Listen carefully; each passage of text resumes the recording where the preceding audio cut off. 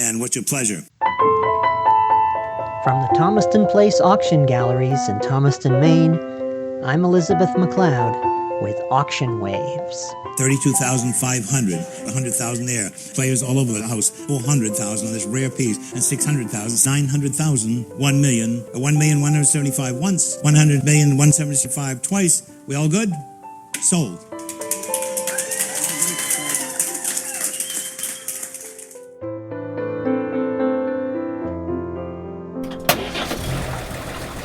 The healthy, hearty rumble of a vintage engine, ready to carry you off on the road to fun, adventure, or just a Sunday spin to see the sights. For the owner of an antique, classic, or vintage car or truck, there's really nothing like it. And in our upcoming Summer Splendor auction, Thomaston Place Auction Galleries has 4 very special, very distinctive vehicles up for bid. In this edition of Auction Waves, we'll talk with an enthusiastic expert in the field of classic motor transportation about 3 great cars and 1 great truck, and the joys and challenges of vintage auto ownership. But first, the latest auction news.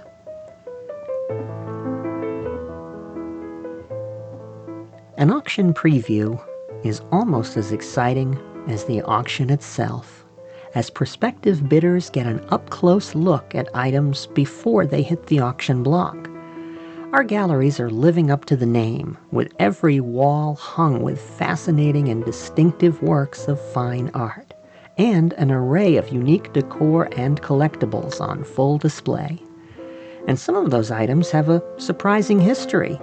Gallery staffer Connor Johnson is excited about one particular item from the Herb Belkin collection of rare and historic high-fidelity recordings. This is one of the rarest vinyls ever produced by Mobile Fidelity Sound Labs. This is Escape by Journey, the original master recording. And it's so rare because it was only on market for 1 day before it was pulled for copyright issues. We found this at Herb Belkin's estate in Camden, Maine, and this is going to be available at auction on June 29th this year. We have never seen a vinyl this valuable come through the auction house, so we're all very excited to see how it does. Please go online and register to bid today. Again, it's June 29th is the official auction day, but you can bid well in advance on our website, thomastonauction.com. And that's just one of the lots up for bid in our 3-day Summer Splendor auction, coming your way June 27th, 28th, and 29th, with previews underway from June 14th through June 26th. You'll see lots more from the Herb Belkin estate, as well as breathtaking works of art and fine furnishings, direct from the private collection of radio/TV legend Sally Jesse Raphael. Bidding will be brisk, so plan your strategy now as you review our auction catalog. You'll find it online at thomastonauction.com. This is Auction Waves, and I'm Elizabeth McLeod.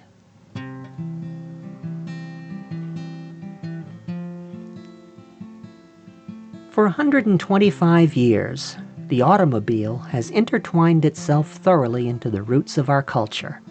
It takes us where we want to go, and as it does so, it speaks deeply to our own sense of ourselves, our personal history, and the image we want to present to the rest of the world.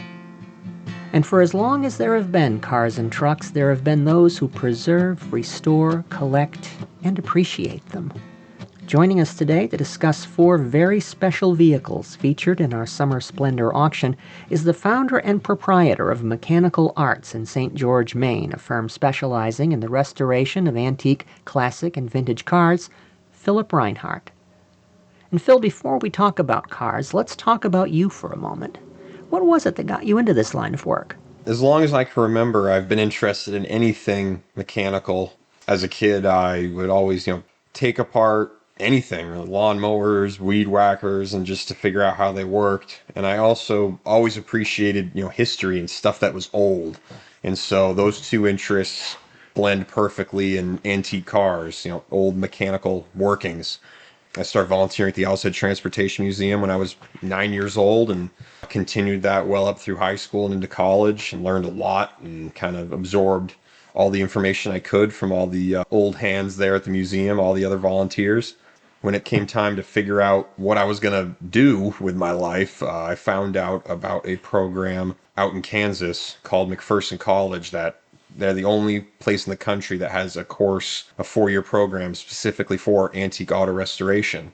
So I went there and had a great 4 years and learned a lot. Worked in a couple shops after graduation, but then an opportunity came to buy the building we're in now, a half mile from where I grew up, in my hometown. So came back and purchased the building and opened Mechanical Arts in March of 2020.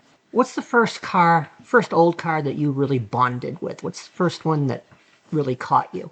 When I was, 14 or 15, I think I was 14, a good friend, distant relative of mine, local eccentric, the humble farmer, gave me a Model T, a 1926 Model T two-door sedan that I still have.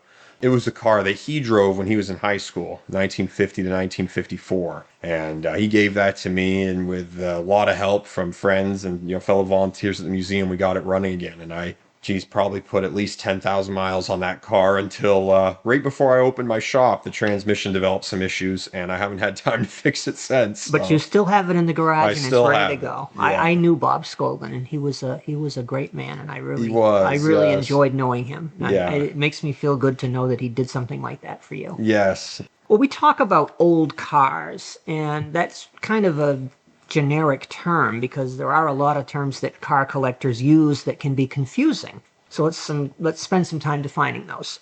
Now, I own a 1941 Dodge Sedan, and it says antique auto on the registration slip. Now, to me, when I think of an antique auto, I think of, something tall with skinny wheels and a lot of brasswork on it from like 1910, 1915. But that's not necessarily the case now. You could look at a car, a Toyota from the 80s and call it an antique car. Define for us officially what it means to be an antique car.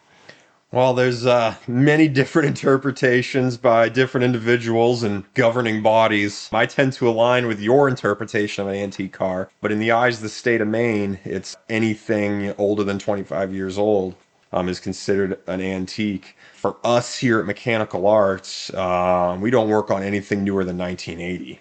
Most anything to me after 1980 is what I consider a modern car, because after that you see, the advent of electronic fuel injection and anti-lock brakes and, all those kind of electronic amenities that make modern cars so much easier and to drive and, more reliable to some degree. Everyone has their own opinion. I have a lot of people call me that says, hey, I hear you're an antique car specialist. I have a 1994 Toyota Land Cruiser. And I'm like, well, it's a little too new for us. And they say, new, it's 30 years old. And I'm like, well, yes. So really, it's 2025. So the newest cars that we work on here are 45 years old already, with most of them. Our bread and butter is the 30s through the 60s. But I'm a Model T guy, as we just heard, and so I'm used to stuff that's a lot older. So what's the difference between an antique car and a vintage car? Is that a specific term that has a specific definition, or is it sort of a generic way to refer to a car? I guess it's more a generic. I mean, to me, an antique is like you said. An antique is a brass era, pre-World War II car.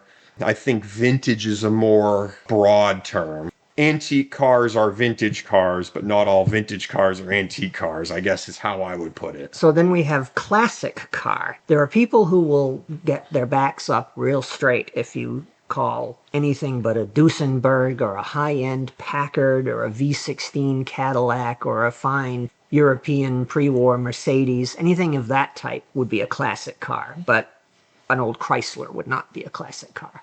Is that the way the term is defined today? There are two clubs that kind of really have the final say upon what they consider a classic car. There's the Classic Car Club of America, and there's the Antique Automobile Club of America. And they kind of have their set criteria on what is considered a full classic, which are those big, luxurious cars that you're describing from, the pre-war era. And so a good customer of mine is in this kind of pickle. He has a 1934 Buick 66C, which is an incredibly rare and beautiful Buick. But in the eyes of the Classic Car Club of America, the Series 60 is not a full classic. The Series 90 of the same year, which is the same car, looks the same, just slightly bigger, is what they consider a full classic. Because it was more expensive and a little less, more exclusive. That's a good word to describe it. Yeah, there's plenty of beautiful cars, which I'll use the term, that's a nice classic car. But for shows and judging standards and prizes, Classic Car Club of America literally have a list of these are the cars that we consider a full classic. And anything outside of that isn't in their eyes. That was a very long answer to your question. I think that, well, it's a very long question when you think Yeah. about it, because it's one of these things that's, it's angels dancing on the head of a pin. Everybody has their own answer to the question, and you'll never have a resolution on it. But it Yeah. is nice to have some sort of criteria that you can go by. What do you think are the biggest differences between driving a antique vintage classic car and driving a Subaru? Oh, just the level of engagement. That's one of the things I enjoy so much about driving a classic car is it kind of forces me to think about what I'm doing. It clears your mind. You have to have increased situational awareness, not only because, your car is most likely going to be accelerating and stopping and turning slower and less responsive than a modern car. So you have to be aware of what's going on around you. But you also have to have situational awareness about the car itself. When you have owned a like with your Dodge, when you've owned a classic car for a long time, you kind of develop a relationship with it. So you know what noises are normal, what smells are normal, what vibrations and what feels normal for the car. And so when something doesn't, you pick up on that. And so as the owner of the classic car, you kind of have to have that heightened situational awareness. You also have to be more deliberate. And what I mean by that is, a lot of these cars don't have power brakes. You need to be deliberate with your brakes. It is a conscious thing. I need to stop at that sign coming up. So you need to apply that force to the pedal. It's not a tiptoe thing. And same for the steering. It's just you need to be deliberate and you need to be thoughtful and you need to be aware. A lot of times, I say the cars are the easy part. In my work, it's the clients. You have to break them in as well. Not only do you have to make sure the car is ready to go and safe, but you also have to make sure that the client has the right mindset for it as well, because if someone hops in their, 1940s sedan after a lifetime of driving modern cars and they expect it to be the same, they'll be perpetually disappointed. I've always said that my car is theft-proof because it has the starter button on the floor. Yes. And most people would not know to look for that. Yes. So we have 4 very interesting cars coming up in our June Summer Splendor auction, June 27th, 28th, and 29th, and the cars lead off the final session on Sunday, June 29th. So I'd like to talk about each of those cars and sort of get your perspective as a general expert on fine old vehicles. What you think of them. We'll take them in chronological order, and the first one is, I will admit, my favorite. It's a 1940 Chevrolet Master 85 two-door sedan. Now, this is a good, solid family-type car with the famous Stove Bolt 6 engine. Now, tell me why they call it that and why they're special. The Stove Bolt 6, the name came from the bolts, the fasteners that they use to secure the cylinder head on the engine. The heads, they look like fasteners that were used in stoves, in the assembly of stoves, which is where it got its name.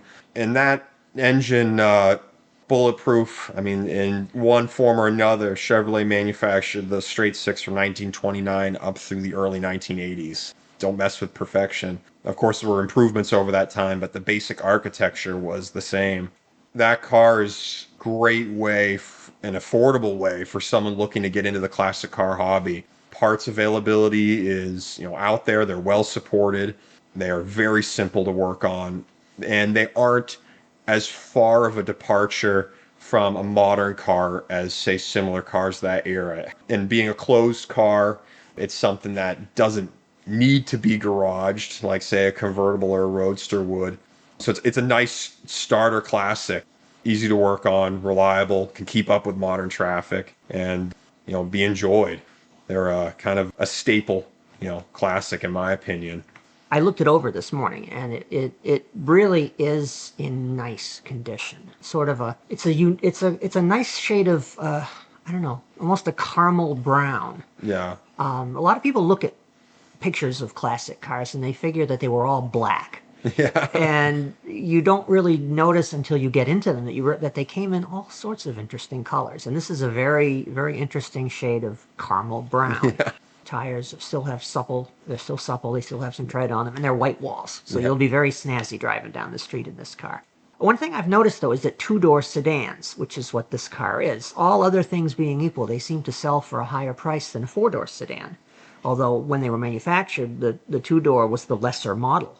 What's going on with that? Why is that? Well, when those cars were new, especially with a lower line like a Chevy, most people were purchasing them from the perspective of utility. And so for a family vehicle, the four-door was going to be the more desirable model for their intended use of the car. So, the manufacturers knew that. And also the four doors were more complex to manufacture. So you have, two more doors, two more sets of hinges, glass gaskets on the doors. And so that all contributed to a higher price. But as time went on, the two doors just became more appreciated from a stylistic standpoint, usually because the two doors were more streamlined, sleeker, even though when they were new, they were the more affordable, economy model compared to their four-door counterparts. It really wasn't until the late 50s and early 60s where that division became more clear, where the two doors started to be viewed as more of a sporting option, in the American car market. And I guess they don't really make two-door sedans anymore. So people might not realize that the front seat kind of folds, so you can get into. There's a full back seat in this car. You could probably ride 7 people comfortably in this car. Yeah. It's just you'd have to fold the seat down to get them out. Yeah, and so anything that's two doors that's sold nowadays is either a truck or a sports car, really, just because that division became so great, where anything two door nowadays is considered more of a sporting, plaything than a utilitarian car. Well, speaking of utilitarian, we have another very interesting Chevy product that I think will bring some interest. We have a 1962 C-10 pickup. Now, these were everywhere when I was growing up. My uncle had one, and my cousin and I used to ride out to Swan Lake in the back with a case of Orange Crush and some beach towels. So there's a lot of nostalgia for this particular type of a truck for people my age, and from what I've seen, they tend to bring some high prices because of that. But aside from the nostalgia angle, what is interesting about this particular truck?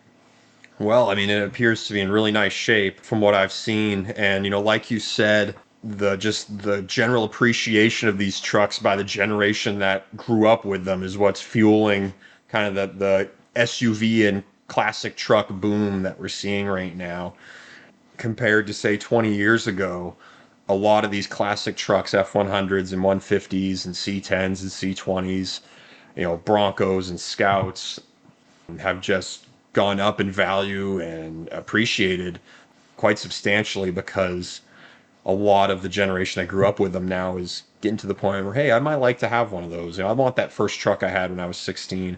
But this one's unique in the fact that it comes paired with that period camper. So it's kind of the ultimate package for someone looking for that, not only the old school truck, but kind of that early outdoorsman piece that is that camper.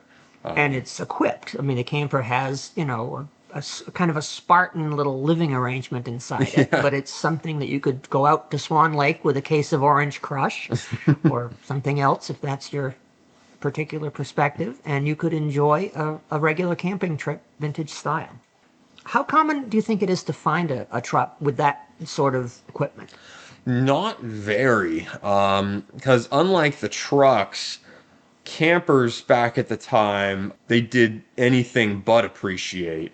As they were worn and used, and bouncing around the back of the truck takes a toll on them as well. And so they really were discarded for the most part for the next best thing, because from the 60s on, it seems that a lot of the technology and creature comforts in campers really improved. And so these people with older models, they got rid of them for traded up for newer, and not many people really had the foresight to preserve or save them. So it is pretty uncommon to find one with a camper in nice shape.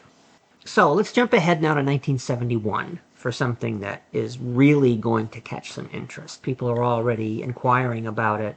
It's a Mercedes-Benz 280 SL convertible roadster, cream colored, with a fine burgundy leather interior and the factory hardtop included.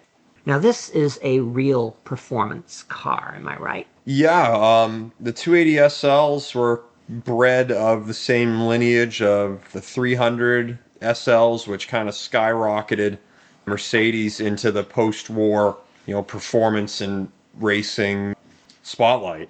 And along with the 190 SLs, and both those cars, the 300 and the 190s, have appreciated greatly in the past 2 decades. And overall, that has kind of brought up the rest of the Mercedes from that period with them, as people have kind of recognized them for what they are. They're very well engineered cars, and that is a classic car that drives nearly like a modern one. Four-wheel independent suspension, disc brakes, fuel injection for the 1970s. And when they're set up right, well maintained and dialed in, they're a hop in and go car. Not much different than what you'd expect nowadays, but with an old car wrapper. You could take this out on the interstate and just make an impression. Yeah. How would you think that it would differ from what we would consider to be a performance car today? Well, it's not going to be as fast as a performance car today. And these 280 SLs are really what's considered a grand touring car, a GT car. Not necessarily built for, say, performance on a track or a twisty road, but they are meant to cover great distance at speed in comfort and style, is really where these 280s shine. So if you want heads to turn, this is the car to go in. Now, this particular model had a long run, and 1971 was the final year for it. And they used to call it the Pagoda. Now, what is the story with that? So, allegedly, the designer, Paul Brack, I believe is how you pronounce his last name, he was inspired by the roof lines of traditional Asian pagoda houses and buildings. And so the hardtop roof line, that very sharp, angular, inward sloping hardtop, is kind of where it earned its name, the pagoda. And what are the advantages of a hardtop over a cloth top convertible? Just the versatility is the big thing, and a hardtop is so much more substantial. A lot more weather protection, noise reduction, insulation from extreme temperatures on the outside. It just makes it a lot more comfortable. But it's nice to have that versatility when it's a day like today and it's beautiful and sunny, and you can take the hardtop off and leave it in your garage and enjoy it as a convertible. And so, unlike the cloth soft top convertibles, this is a true year-round car. Yes. If you wanted to drive it in a snowstorm, you could. Yes. I wouldn't recommend it. You don't want that calcium chloride going on. Yeah. We have another fine German car with a real performance pedigree. It's a 1973 BMW CS E9 Series Coupe. Now, I looked this over this morning, and it almost looks like a sedate little car that you would see in the early 70s. But appearances are deeply deceiving, are they not? Yes. Definitely in this case, this was a real benchmark for performance sedans in the early 70s. This was kind of BMW's follow-up to their wildly successful 2002. This model in particular was the basis for the 3.0 CSL, racing sedan, which is one of BMW's most successful and well-renowned race cars they ever made. So this really has a performance pedigree, baked into it, which makes them very popular with BMW collectors, who appreciate that era. Now, I looked up some of the technical specifications on this car, and I was amazed. 180 horsepower in a straight six engine. Now, that's a long way from a stove bolt six. Yes. How did they accomplish that? Oh, well, and in only 3 liters, too. So they accomplished that with, the big thing was Bosch fuel injection. The Europeans were, at that time, very far ahead of us when it came to fuel injection, which has a lot of performance advantages as far as cold weather drivability and easier to start and more precise fuel control. There's a lot of limitations that carburetors have that fuel injection overcame. The downside of that was just that added complexity. But that definitely helped towards that increased performance and better breathing. An overhead cam engine, so that engine does a better job of getting air in and exhaust out than, say, the Chevy straight six of the same period. And so all that resulted in definitely a performance advantage. It almost seems like a car like this has a sense of responsibility in owning it. Yes. You would have to be prepared for the amount of car that you're going to be getting. Is it a challenge to own a car like this? The biggest thing is finding the right one, which is kind of the biggest conversation I have with my clients is this can be a very pleasant experience if you get the right car. And nothing is more expensive than buying the wrong car, no matter what deal you got on it. And so, like this one appears to be a very well-maintained, low-mileage example, which can make your ownership experience a lot more pleasant, even though you say might pay more than one with higher mileage or one that needs some work. It's always cheaper to buy the nicer car than paying someone to fix up the wrong car. Now, I know that parts availability for, old Chevys and Fords and Mopars is easy. You can find just about anything that you need. But how about these older German cars? Is it easy to find the necessary parts and supplies? For the Mercedes in particular, they are very well supported. The shop that I worked at before I went on my own was a vintage Mercedes specialist. And so we worked on a lot of those Pagoda 280 SLs. And Mercedes themselves have a very strong initiative to maintain support for those cars through the Mercedes-Benz Classic Center. So I can call up the Mercedes-Benz Classic Center in California, and I'll give them the original Mercedes part numbers, and they will send me brand new parts made by Mercedes for these cars. So Mercedes in particular compared to other older European cars, are some of the easiest ones to get parts for if you can pay. It's not cheap, but they're out there, and Mercedes themselves offer that kind of support. As for the BMW, they still are well supported, just not as well as compared to Mercedes when it comes to parts availability. But they take these cars seriously, and they want them to be as much of a lifetime investment as a car can possibly be. Yes. Is what I'm picking up from that. What would you say in general is something that a bidder should keep in mind when they're buying a vintage car? Is there a checklist that they should go through for themselves to make sure that this is the right car for them? The best thing, you don't see it a lot anymore just because of the advent of the internet, but the best thing that these bidders can do is reach out to, say, a make or model specific club. And so, say, if you're interested in buying a Pagoda Mercedes, track down, the Mercedes, 280 SL club, and see if they have members in your area, because they are the people who are going to know the quirks and what to look for. And these are common things that are wrong with these cars. This is the areas where they like to rust out. This is where people like to hide rust, stuff like that. They're going to be able to provide you with some very specific information of that model. And so even though a lot of the car clubs are being replaced by, Facebook groups and stuff like that, they're still out there. And they're a great resource for finding model specific information if you're looking at purchasing one of these cars. The next best thing is, find someone, if you don't have mechanical knowledge, find someone that you trust to perform an inspection for you. Because pictures, and I always tell this to my clients, pictures can only do so much. Nothing substitutes for an in-person inspection. And if you're going to be, investing this much money and time, you really want to make sure that this is the right vehicle for you. So if you were bidding in this auction, and we certainly encourage you to do so, which of these fine automobiles would be your personal choice? Mine would probably be the two-door sedan, the Chevrolet. Just for a classic car, it's a lot of bang for the buck.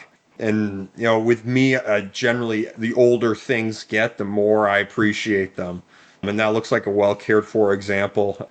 And just it would be a fun thing for me to, work on in my free time.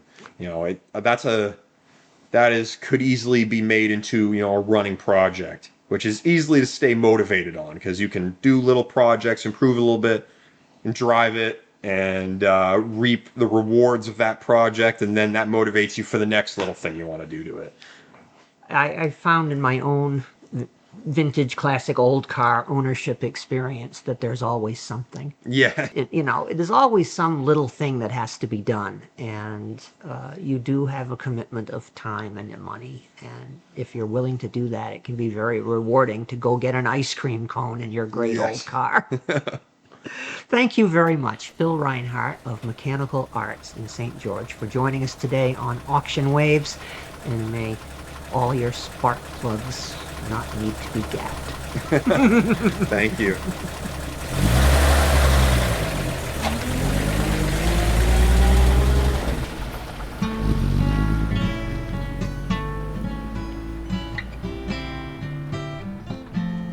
A vintage car, a sunny afternoon, and the open road ahead. Doesn't get much better than that. And the world of classic motoring awaits you in our Summer Splendor auction. The 4 fine vehicles discussed in today's program will lead off the third and final day of bidding on Sunday, June 29th, starting at 11 a.m. sharp. But there is plenty of interest on Friday and Saturday as well, so plan to be with us all 3 days. Auction previews run from June 14th through June 26th, so if you'd like to look over any or all of the cars discussed today, you'll find us at 51 Atlantic Highway in Thomaston. Now that's a ride. But before I motor off, don't forget to look over our entire auction catalog and learn how you can bid in person, by internet, or by phone at thomastonauction.com. Tishri Dobson is at the piano, Dave Allen on the guitar, and the entire program is produced, written, and edited for you by yours truly, Elizabeth McLeod, who wishes you smooth sailing, happy bidding, and a full tank of gas for Auction Waves. Auction Waves is an exclusive presentation of Thomaston Place Auction Galleries in Thomaston, Maine.